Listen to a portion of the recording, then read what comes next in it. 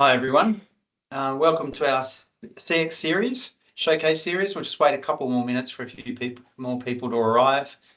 But we're looking forward to sharing with you a little bit about trends of 2026 that we see coming. Maybe do a bit of a state of the play of 2025, and probably take quite a pragmatic view that's relevant to getting results in organisations. Removing some of the signals and the noise and help you with what's shaping in 2026 from what came in 2025.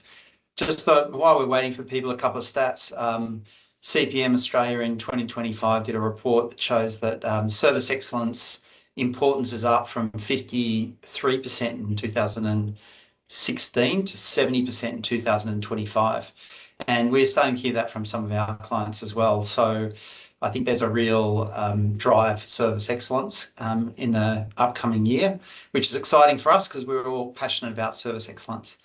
I might kick off with just saying thank you for joining us and welcome to our CX Success Showcase. It's a success event that we hope to run on a regular basis every year, but also some sub-events that allow you to just keep up to date with what's going on in the market. I'm really delighted today to be joined by two exceptional people that we probably chew the fat over these things on a regular basis, the trends in market, what's happening. And I thought it's great to get these market leaders available to you to have a chat with. Firstly, Ian Atchison from CIPC. He and the team are doing amazing research in the market, and you'll see that, and you'll hear some of that today, and really close to the customer, so they understand the customer's needs.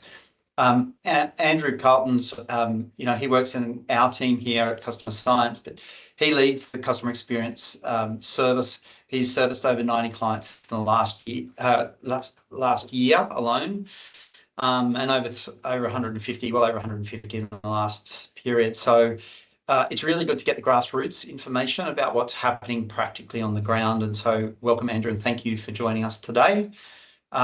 Today, we're going to move through three kind of pillars, we thought. Firstly, we'll do a set of the scene. Then we'll go through and have a look at technology, people, and process, and kind of the trends that sit in each of those. And also, hopefully give you some ideas about implementation at the end. How do you take this into 2026? And get a bit of a reality check. The reality is today, things are shifting pretty dramatically in the customer experience space, and probably more so for quite some time, which is exciting because I think we've been listening to the old conversations at conferences for many years. And I guess I might start off with a bit of a poll. Gav, if you've got that there. Just sort of as we're entering 2026, it's been a year where some researchers are saying that we're getting into a distrust territory at the moment. 62% of government and people believe that government and business are making our lives harder, according to an Edelman Trust Barometer from 2025. So interested to hear what the audience thinks from, where are we going and what's the change that you guys are experiencing in the market today.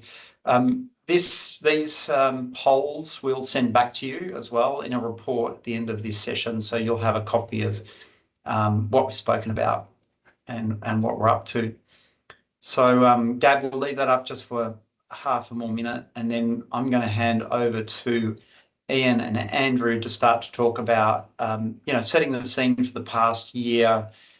What's happened and what kind of a year are we up for, or really what happened in the year behind us. So Andrew, do you mind if I hand to you first? Yeah, sure, Todd. Just looking at that poll, really interesting, I think, for starters, right? That probably around 50-50, I guess, if you were saying trust has not changed or declined, certainly hasn't improved. We've got 0 for improved. So that's probably the telling number there. But yeah, I think certainly from what we've seen on the ground is that there's been quite a lot of activity over the last 12 months, but also quite a bit of hesitation in the market where we see people wanting to make changes, wanting to do things, but being somewhat concerned about what to do and having the right sort of funding available to do it. So there's a lot of interest, maybe not as much activity. Also, certainly seen more in the technology space than we've probably seen before. More interest in CRMs, more interest in telephony platforms, more interest in knowledge management platforms. And a lot of that we would see obviously off the back of AI, Todd, right? So a lot of conversations around customers wanting to call it do AI, but not necessarily what it is. So that's really been one of the biggest observations over the last 12 months. What about you, Ian?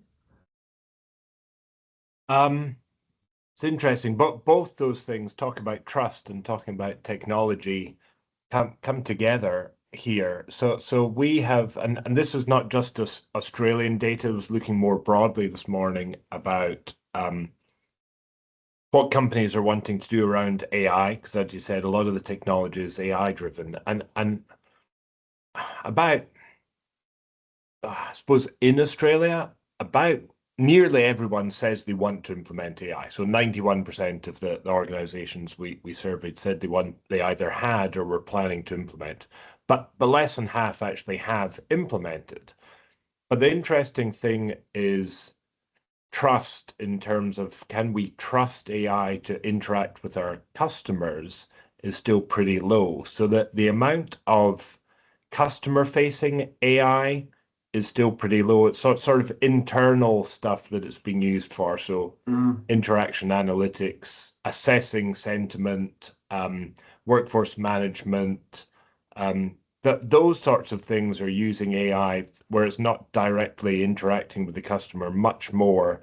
Things like implementing conversational AI, that's still really low percentage just now. And I think a big part of that is it's kind of two-sided. So the biggest challenge to adopting AI that clients are telling us is data privacy concerns. And from the consumers or the customer's point of view, their biggest concern about interacting with AI is data or privacy concerns. So what historically you might have said, like privacy and data is a fairly hygiene factor. Actually, now it's matching up. It's a customer concern. So if you can reassure both the business and the customers that how we're using data and that the customer's data privacy is working, that is going to meet a business goal. It's no longer just a compliance goal or a tick box. Those are business concerns, customer concerns that we have to get over before, and I think we will. I think in the next 4 years we'll see like almost an avalanche of AI being used for customer facing stuff, but we've got to get over those data privacy concerns before it becomes real. Yeah, you see more hesitation in government, do you think, Ian, than in private enterprise? So regulated industries and government, very much so, because they almost have more to lose in making mistakes about it. So yeah, very much so there. Yeah, I think it's fascinating. I think it's going to move pretty quickly. I think last year did feel like it was almost hesitation year, based on exactly what you said. We're not quite sure, and all of a sudden, agentic AI came into the picture. Something else came into the picture. Do we improve our services now? What do we do? So a lot of conversation going around, which leads us perfectly into our next. The next one that we've got here. I think I have another poll here. Do I, Gab? So the next theme is the poll comes up. So we've been quite interactive today. And by the way, one thing I did forget to put in was there's a chat session on the side. So if people have questions or anything, please drop them into the chat. We'll endeavour to answer those as we go. And if we can't, then we'll link them up at the end.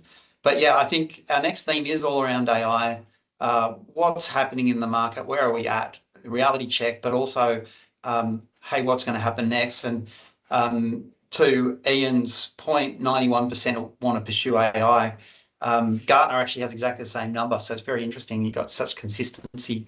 And the other interesting one is, I think, Gartner also predicts that 80% expect headcount reductions from that effort.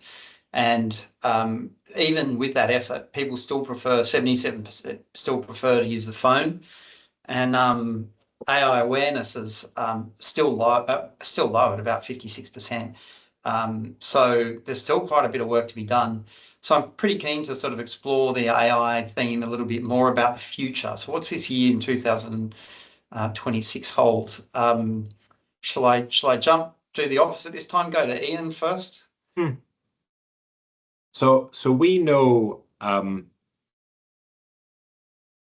the objectives that companies have in Australia, or what they tell us their objectives are about using AI. So 85% of them say they want to improve the customer experience.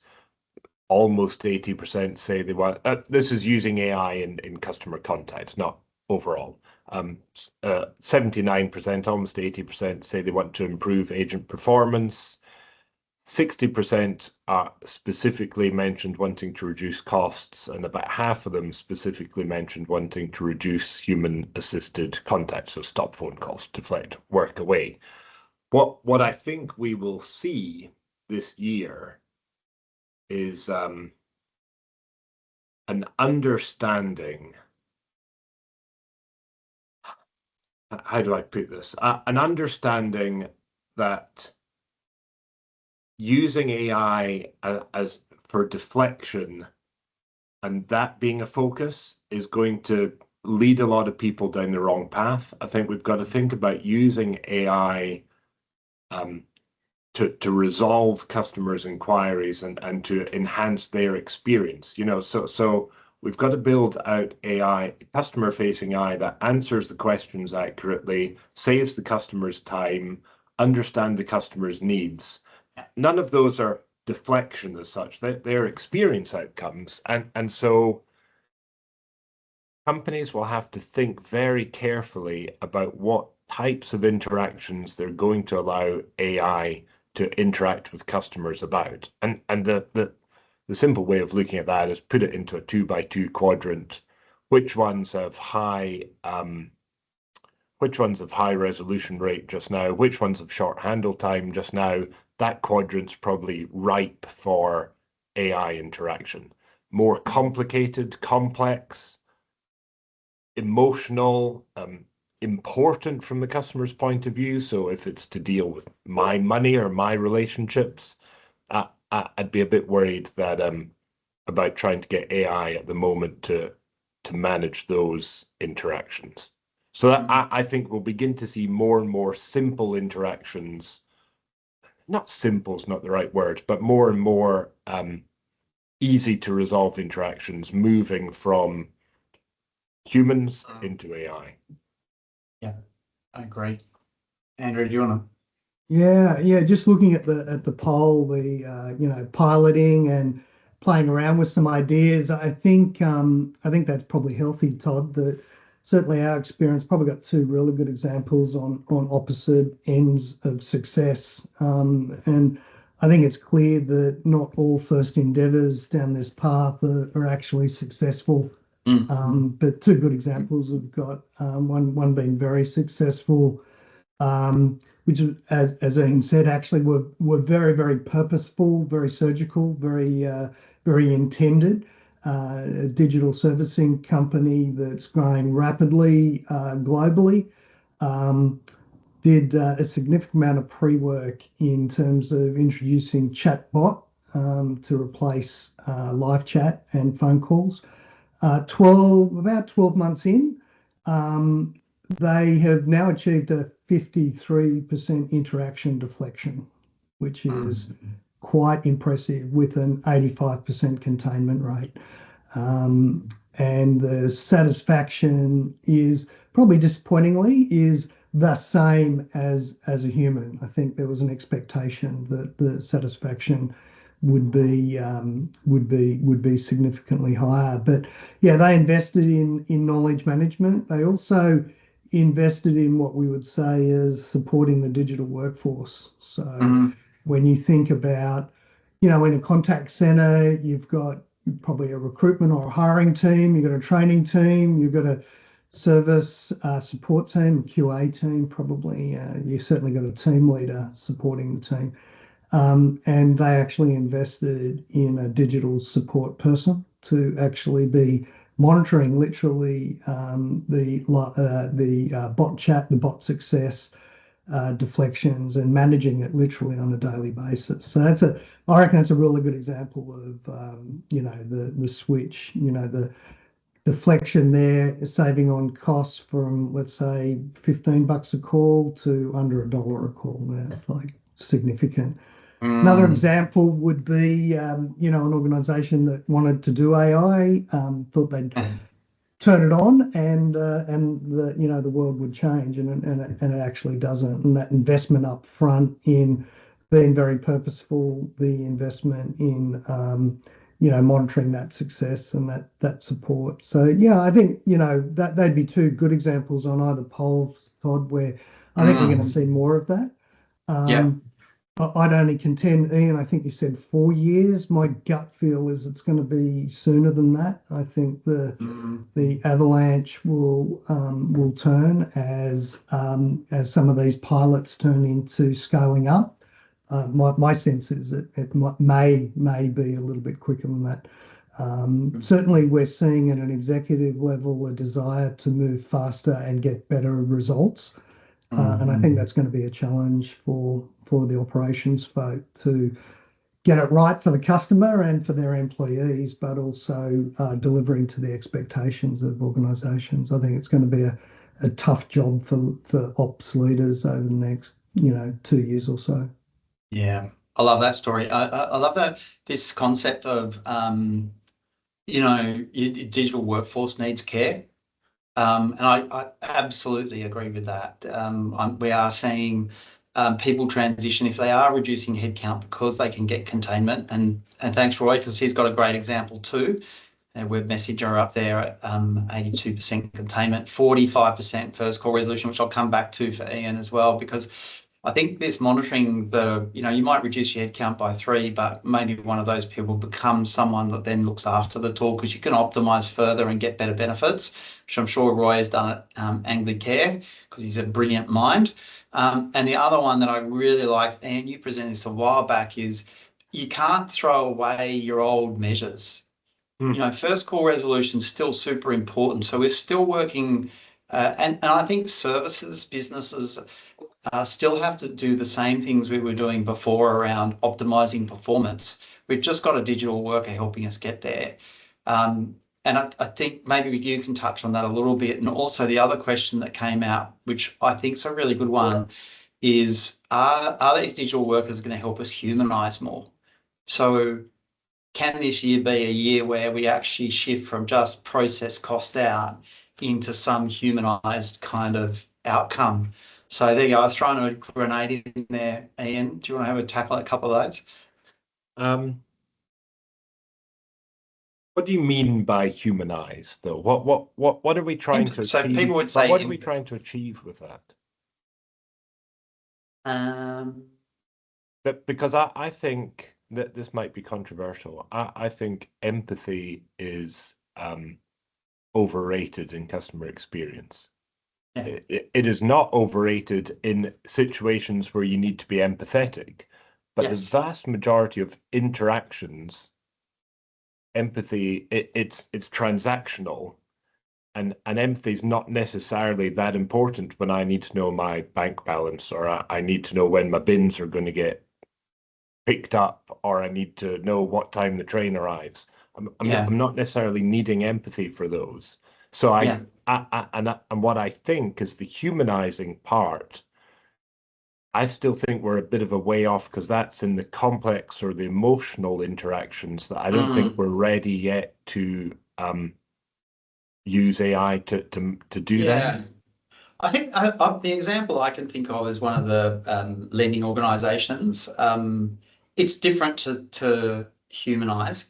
There's two parts to humanise. To me, humanising the work we do as staff and agents on the phones and that sort of stuff. I Yeah, think yeah. AI has got a great role to play there, and we'll talk about it in a minute. And the second part, I think, is this the way we communicate with the customer to get the best benefit to the customer and the customer satisfaction levels. And the one I love is the one that this lending organisation gave. I haven't got permission to say who they are, but essentially, you know, they had an empathetic bot, and somebody called and said, "Hey, I've got $5,000. I want a home loan." And the bot said, "Oh, I'm so sorry, you can't have a home loan because you don't have enough money." Whereas then they tweaked it, and then it went to, "Oh, fantastic start. Congratulations. You're on your path there. Let's set up a call and let's get started on a plan to get you there." So they got the lead, and then they moved on. So I think there's I think it's a really exciting time, and that's a comms issue though. That's not empathy. Yeah, that's yeah. different, right? So it's Yeah. still sort of, to me, drives back to your point earlier about we're still grounded in making me resolve the call, making sure we do it promptly, making sure it's done in a, you know, polite way, which is, you know, same stuff we've always had. I think there's going back to the original, actually, to I think it was a point Andrew was making. I was thinking about resistance to change in what's stopping people implement AI. Yeah. Because some of our research, about half of the execs who responded said resistance to change was one of their implementation challenges. Stupidly, we didn't then ask in the research, well, what do you mean by resistance to change? And so I was kind of drawing together other data. I was thinking, right, well, is it the customers, is it the frontline staff, or is it the leadership team? And from the customer point of view, all evidence shows that once customers start using self-service or AI channels, any self-service or AI channels that actually does what they want it to do, they become massive promoters of it. They love it, right? They're much more comfortable using it in the future than people who haven't. Is it the frontline staff? We know that most frontline staff who are using AI say that it makes their life easier, it makes their life better. So I don't think it's them. So I think the challenge that we're looking at here for this implementation, this is up. I'm now remembering why I was thinking about this, is when Andrew was saying he thought it'd be much quicker. I think that than my 4 years. I think the challenge is like internal alignment with leadership teams still. And I think that I don't think it's customer acceptance. I don't think it's frontline team acceptance. I think it's leadership. And so I think that's where I was going with the 4 years, because a lot of leadership teams take an awful long time to make some of these decisions. I think at like large organizations, funnily enough, I think they'll make the decisions a bit quicker. I think we'll see, like you know, a lot of the big banks and telcos are leading the way in this type of stuff. I think it's a lot more organizations with maybe just 20 contact center seats or 10 contact center seats or 50 contact center seats. I think they'll take a bit longer, even though we might think, well, actually, those should be the really easy ones to get stuff happening quickly. I think they'll take a while. Yeah, I tend to agree. Andrew, do you want to comment? Yeah, no, I was just reading Roy's comment in there that you know, about people feeling isolated and the importance of you know, moving human to the right point. I think Todd, if organizations are wanting to make this shift with almost the sole objective of reducing costs, I think they're going to be grossly disappointed, right? It's a bit like in the short term, I think so. Yeah. Yeah, that big push, you know, maybe a decade ago, let's get our contact center offshore and save money, right? So if there's a replica of that kind of thought process, then I think there'll be more resistance and more challenges. But where I've seen it as an aid to agents, where I've seen it as a way to you know, improve the customer experience and make things a little bit more streamlined, then I think there's going to be better success. It's interesting that Productivity Commission, you you know, they've said that their expectations of AI improving productivity is actually quite small, right? Yeah. You would expect it to be high, and their rationale for that is that most organizations are building AI to replicate the existing processes, right? Rather than building new ones and thinking differently about the entire experience. So I think that's probably interesting to add in as well, Todd, about you know, are we just using AI to replace what we're doing today, or are we being smart about a better future experience? And I wonder if part of that's driven by we already have Salesforce or whatever CRM system we have. If we were designing it now, AI would be built into the system, but we've got the system built, which has humans, has technology now, and we're trying to use AI to support it. So it might be a whole generation before we really see the productivity gains that AI could bring. Exactly. Yes. So just building out a little bit on what I'm hearing in the market from a sales perspective at the moment, which is sort of shifting a little bit so it illustrates what's coming, I guess, from a couple of clients. We've had 3 clients come to us in the last 2 weeks to talk about this. One is we have some AI working with you, but we want this on an ongoing basis now. So we want a block of hours and we want Elastic Workforce to actually accelerate the pipeline and make it move. So we're seeing that conversation happen more and more. Build a continuous improvement plan with a digital workforce involved. I think that is going to be a bit of a theme for the next year. Now we've got some confidence. I think this last year, people talked a lot about things like, you know, if you don't have AI in your career or your CV, you're going to find it hard to get a future job. When that becomes real, I think that could really be a bit of a tipping point, as is competitive landscape at the moment. The competitive landscape actually puts pressure back on businesses, and a number of organisations we work in, accounting firm, plumbing firms, all different organisations, legal firm, big retail, government, they all are moving. So once they move, then they might be first, but then others will need to follow to keep up. So I think there's a real tipping point, and this year's probably that year. Also, I think there's a lot of noise around agentic AI bots, AI, what is it? Do we start? Do we stop? So I feel like this year might be an opportunity, and data still is a meaningful concern for people, which I think is right. And so getting that right's relevant. So I think I might move to the next theme, if that's okay, guys. We have theme number 2, which is around people. I think this is a really important one because the people landscape has changed. In my mind, we're almost through the world of low-cost frontline delivery. We have real challenges keeping those people. And I know, Ian, you've got some really good data around this as well. We've got psychological care that we need to deal with our people. We've got people working from home, a really hodgepodge. It feels like it's settling down into a new era. But what does that new era look like? What are you guys seeing, and what do you think the future holds from a people perspective? Who wants to take it first? Ian's got some good stats there, so let's start with him. So what I think is interesting in Australia over the last few years is how salaries have increased so much, yet attrition is not getting necessarily any better. Absenteeism's not getting any better. So what it's telling me is that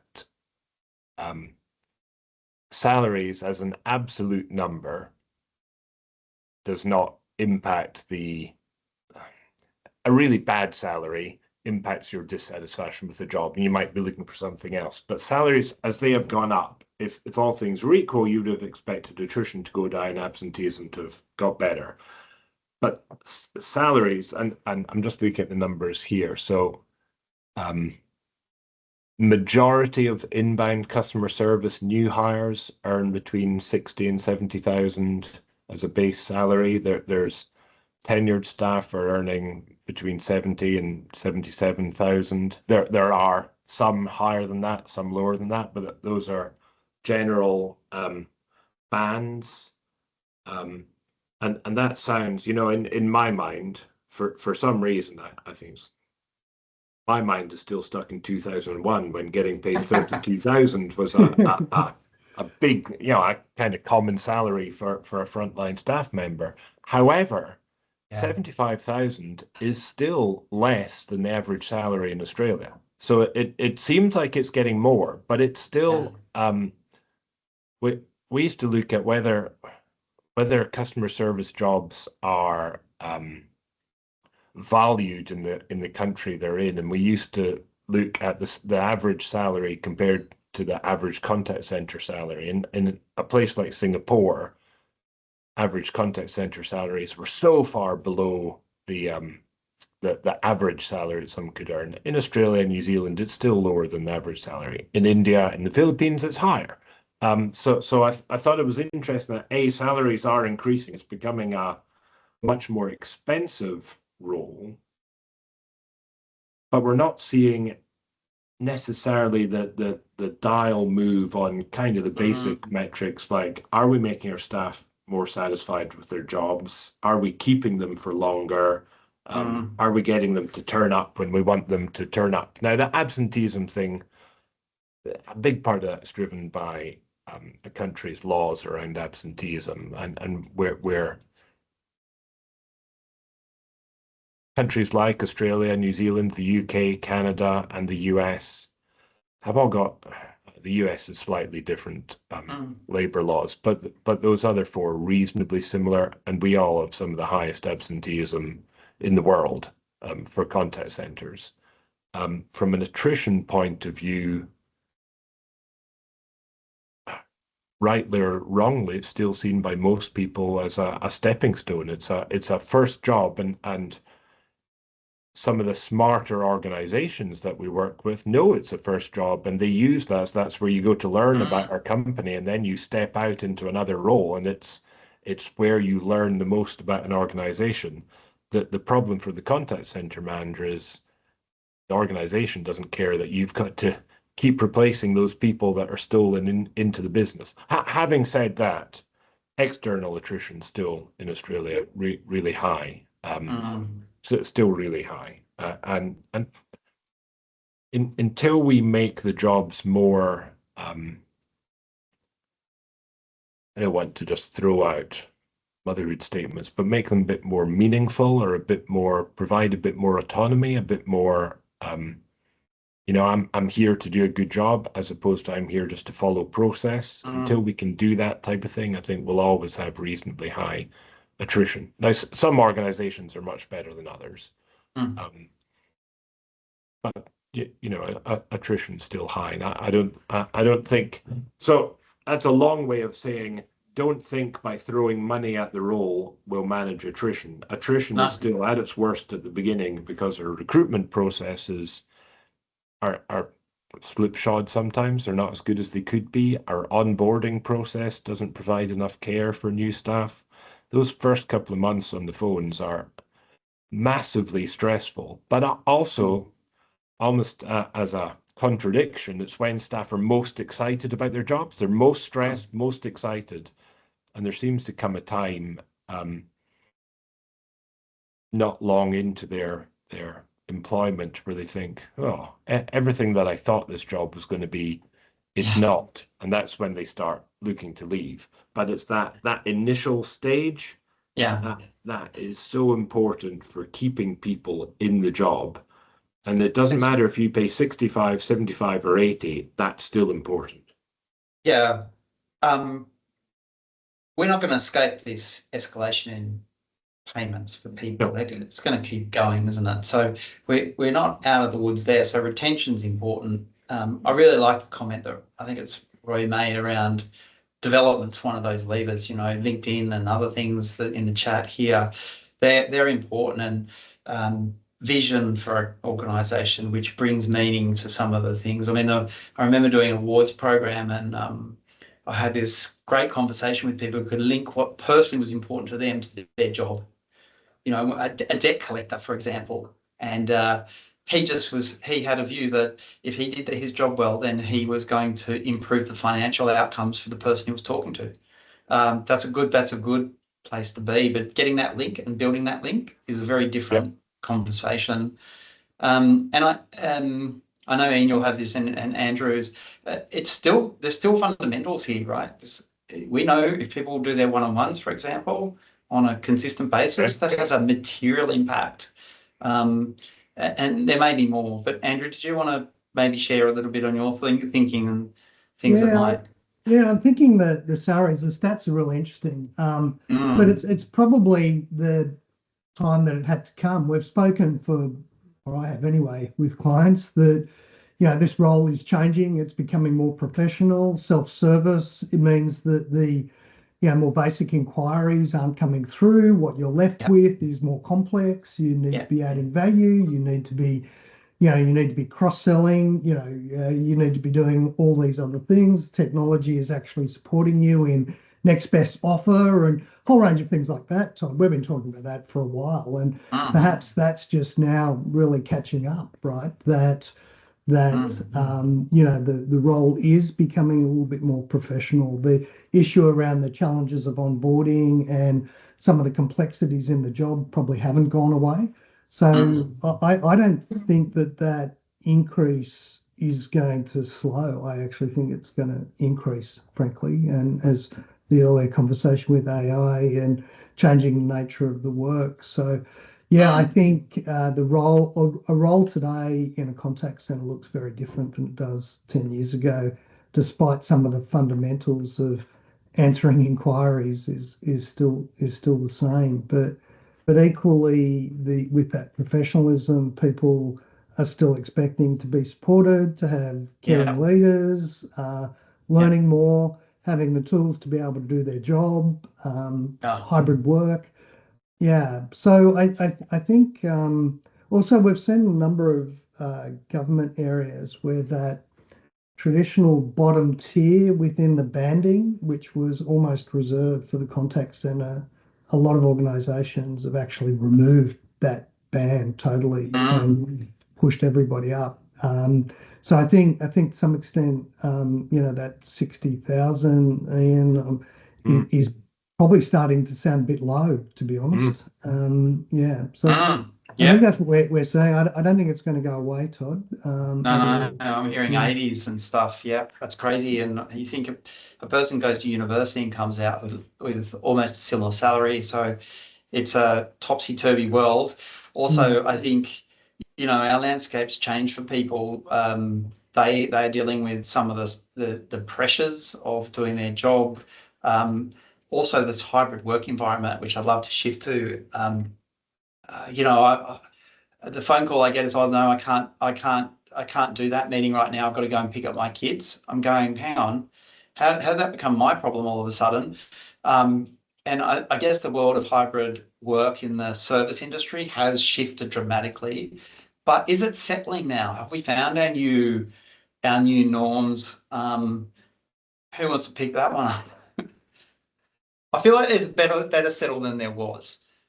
I think it's still shifting, to be honest. I think still seeing a number of employers other than customer science with the desire to have people come into the office more frequently. So I think I wouldn't say settled, I'd say settling. So it feels like still like a bit of a pendulum. It'd be interesting to see what the audience thinks, but I feel it is a bit of a pendulum at the moment.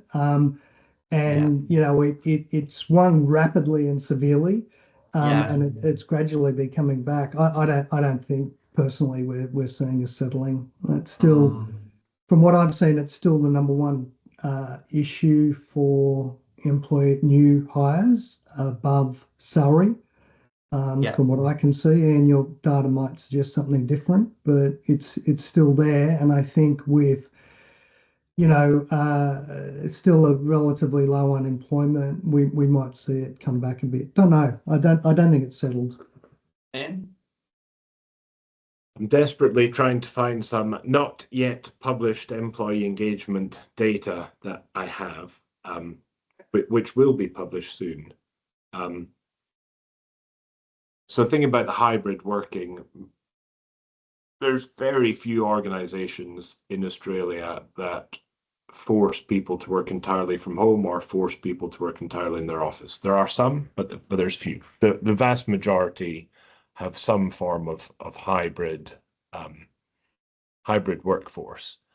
And actually, we spoke recently, Todd and Andrew, about the impact or the relationship between how you work and satisfaction, right? So and that was looking at data from the last couple of years, that people who worked hybrid, so sometimes in the office, sometimes from home, were very slightly more satisfied with their jobs than people who worked either entirely at home or entirely in the office. And I think part of that's because the entirely at home or entirely at office is forced upon people rather than there's not that many who have. There are some who've requested it, but mainly it's policy driven. Interesting. So I was looking at that. So that was my point of view going into this discussion. But looking at the last few years worth, that gap of satisfaction, so the advantage that hybrid had over the others, it is shrinking. So it does make me think that everyone's just getting used to how they work again, and the either being in the office or being at home or being hybrid is now just the norm. It's not that they're not comparing themselves to what it could be. So that advantage that hybrid had just over of base satisfaction has definitely shrunk. It's still there, still a small percentage higher, but it's shrinking. I think to support that, we had I walked into an electric company just at the tail end of COVID, and everybody was there, and they had to be because it was a particular kind of service that they needed to be in the office and all that sort of stuff. Very happy to be in there. Very happy to be together.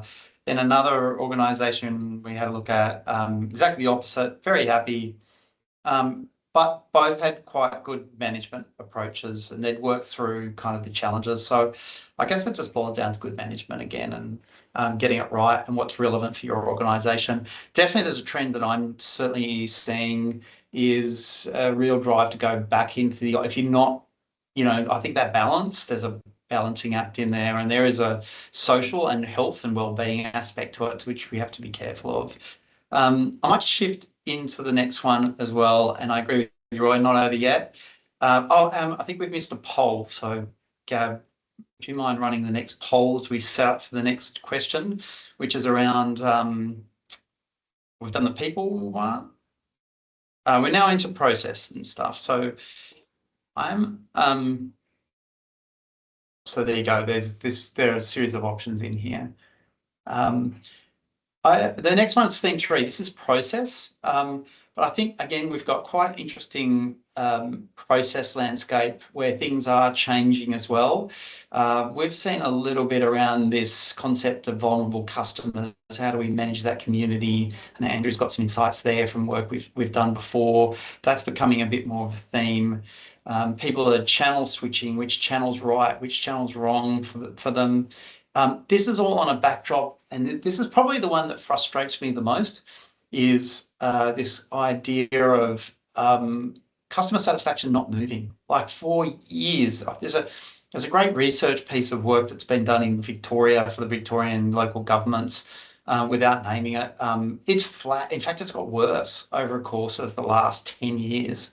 And we're in the industry of improving customer experience, and we're seeing it go backwards on a year-on-year basis. Personally, I'm horrified by that. I want to try and build better services and make the world a better place. So very keen to expose what is going on here, and what are the processes, the new ways of working, maybe what are the bottlenecks, what kind of we need to think about reshaping. There's things like knowledge and other areas that are important as well. So I know that's a very broad brushstroke for you, but maybe, and the second poll, thank you, Gab, for sending that up. So if people would have a quick look at that quickly as well, and maybe, Andrew, I know maybe you could lead off with some vulnerable customers? Because I know you've had some experience in that space, and that's a changing space. Also very expensive for organizations if they get it wrong. Yeah. Yeah, look, I think, yeah, I'm not sure it's new, but certainly on the increase is this notion of vulnerable customers, or should I say customers who are in vulnerable situations. Typically, a vulnerable customer might be, say, someone with a disability or some challenge. But increasingly, what we're seeing is individuals that are facing vulnerable circumstances. Now, the sort of key areas around that are domestic abuse, financial hardship, mental health challenges, natural disasters.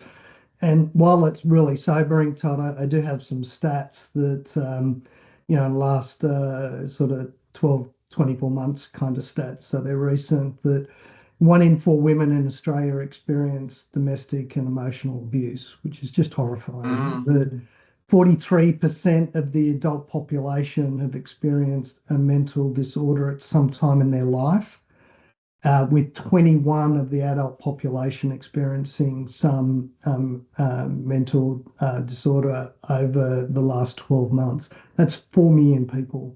And whilst it's hard to get stats about natural disasters, Red Cross believes it could be up to 50% of Australians have faced the direct impact of natural disasters. Many of those multiple disasters, having your house flooded twice, or your house burnt down, or a whole range of things like that. So I think those challenges, Todd, are becoming very, very real. And I think this is a challenge for customer-facing staff, be it contact center or more increasingly at the very front line. It's not. It kind of hit home that I got a flight last week, and there was an announcement on the flight saying, we don't tolerate our flight attendants being abused. And then a couple of days later, walking through Bunnings and got very much the same message, right? So it's all very visible. So I think one of those challenges that relates to leadership is actually supporting our staff through this, about ensuring that there's self-care and well-being and resilient support for your teams, and that whole environment is definitely shifting, and increasingly we will have to train staff on being informed, I should say, informed, to be able to cope. And I think that issue of empathy that Ian mentioned earlier is very much in there. You have to recognise it and have to be able to deal with it. So it's all very sobering. But all of those forms of vulnerability are actually on the increase, unfortunately. So, but I think the government's accelerated that by putting some pretty big fines on organisations when they are failing to look after that community. Telco's a big one, right? Telco and utilities are another one. Sort of some of the insurance companies, which people on this call will know. So it's it is a new model that is being built out, and so I think it's a really useful one for people to know. But it's not the only one. Ian, did you want to chip in for other areas of sort of this customer satisfaction? I do, but I feel it's a bit not sure where to go after that discussion. I was going to talk about CSAT in general. So you said, Todd, and I don't know whether you were trying to be deliberately controversial, that CSAT's just not got better, even though the industry's done so many things. Measurably not better, Ian, maybe. Yep. And so if we look at probably the best longitudinal study of satisfaction is one done in America by the ACSI, and they've measured customer satisfaction in the US since about the mid-90s, I think. So let's say we've got 30 years of data. It's only improved. It is actually higher now than it was then, but it's only improved 2.5 points. So it depends how you put the scale on the chart. That can look like it's improved, or you do it 0 to 100, it hasn't moved at all. But then satisfaction with Australian the Roy Morgan measures satisfaction with superannuation providers, that's increased almost 14 points in the last 2 years. So Low base though, Ian, very low base. right, but it shows it can Yeah. that they're looking at two different things. Both of them are showing it's higher now than it was before, but one of them's dramatically moved in 2 years, the other one's hardly moved at all. Yeah. And so why is that? Well, this is my theory, and I hope it's right because it's what we teach at COPC. So satisfaction is your emotional state around the service quality you received. And service quality is your perception of the service delivery compared to your expectations of what that service delivery would be, right? Mm. And over the things that impact expected service can be past experience, your personal needs, whether you need something quickly or whether it can take time, word of mouth, marketing, advertising, they all impact expected service. Perceived service is generally driven by service delivery, which is driven by service design, management, all the stuff, the operational stuff. And so that holds true 30 years ago, holds true now. But satisfaction often operates as like an equilibrium. So psychological, your expectations recalibrate after you have an experience.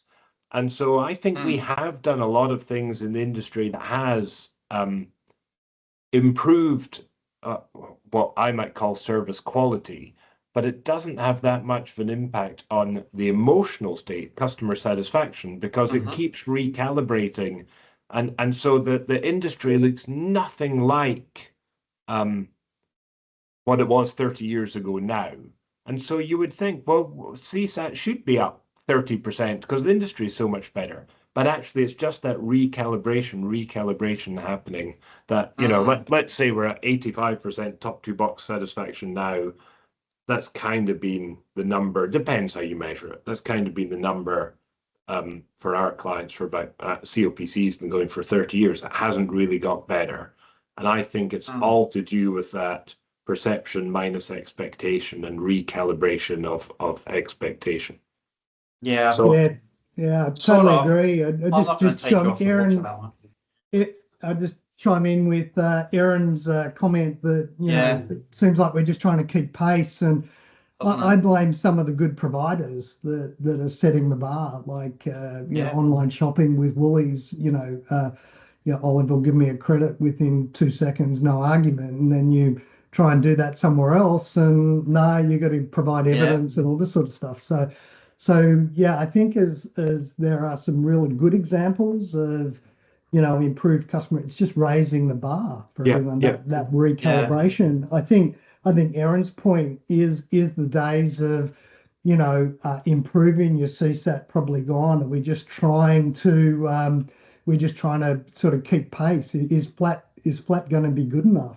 Maybe, I don't know. Maybe I would it is. challenge the whole group to say there is a standard that we should be setting ourselves against. I mean, I wasn't that long ago, I called a bank and spent an hour on the phone just to explain to them I've got a issue with my credit card, which could have been solved in 2 minutes flat. And it was in the end, but it took me a long journey, right? And that's a bad example because it's a sample of the size of one. But my point is, we're still good at creating pretty bad service in Australia.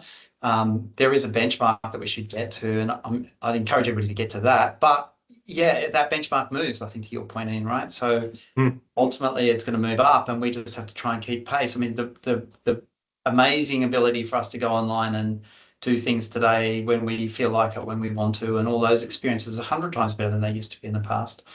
I'm going to shift us quickly because we will run very short of time into so where to from here. So if we had, if you had your magic wand, both of you, you could sort of map out 3 or 4 things people should look at in the year ahead. What would you plan?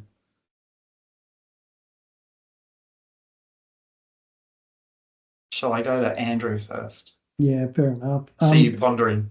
Yeah, I'll do one. I think the employee aspect, I've been thinking this for a while, but listening to Ian today is probably reinforcing that. When you think about it, you know, the increased use of AI and technology and the complexity of issues, it's still going to require good quality people delivering good quality service. This humanization that's attached to AI, salaries are going up.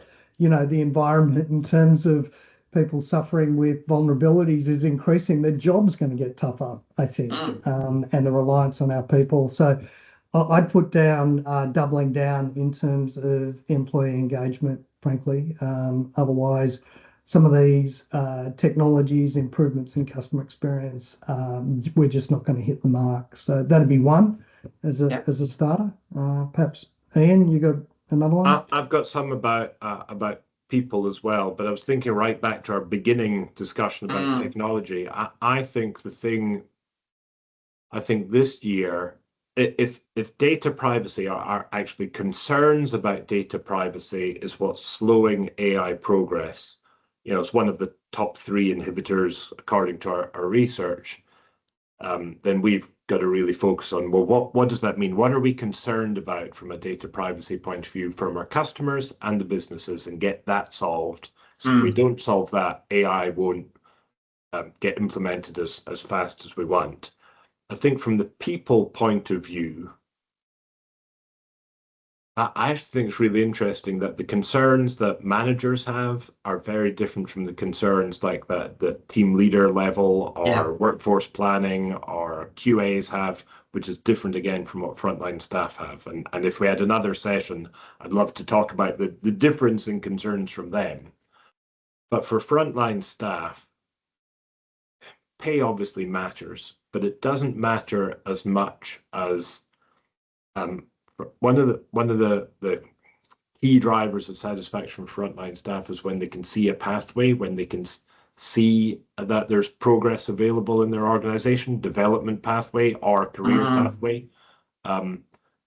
Because attrition drivers, we can almost say they're structural rather than like financial. It's how do you build the workplace to allow them to have and building a pathway isn't good enough. They have to know that there's a pathway for them. So it's about better communication with staff, supporting them. There's stuff around workload and knowledge management that's important as well, but it's building that pathway is really important, and letting them see it.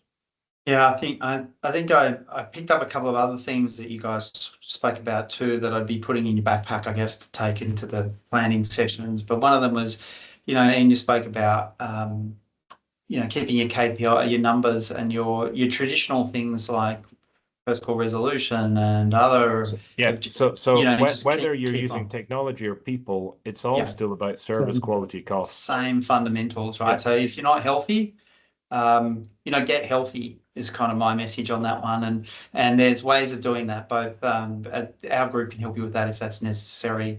I think this idea about automation and technology, if you need help, there's ways of getting help. There's accelerated programs. There's ways of building that into your, there's lots of lessons learned in the market.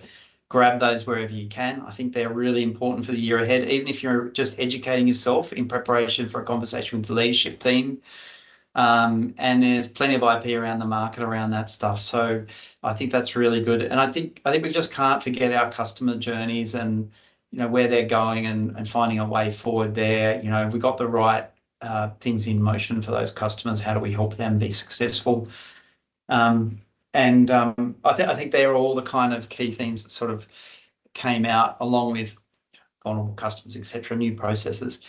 I know we are right on time, so I am going to call that a close to today's event. I want to thank you, Ian and Andrew, for being so transparent, sharing some real data, real examples, real customers. That makes a massive difference to all of us. And I'm wishing everybody a huge amount of success this year, and let us know if you need help with that. Have a good day and week ahead. Thanks, guys. Thank you. See you.